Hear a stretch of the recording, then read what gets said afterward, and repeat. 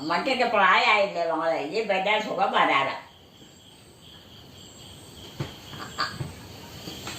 ആ അപ്പന് വല്യപ്പയൊക്കെ സുഖമായിരിക്കണം.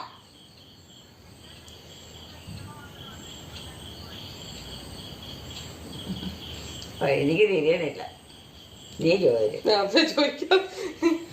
ഹലോ,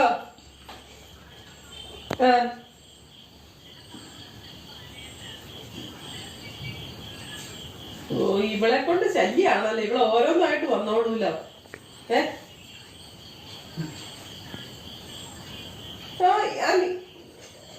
നീ അതൊന്നും മൈൻഡ് ചെയ്യാൻ പോകണ്ട, അതൊക്കെ അങ്ങനെയുള്ളതാ.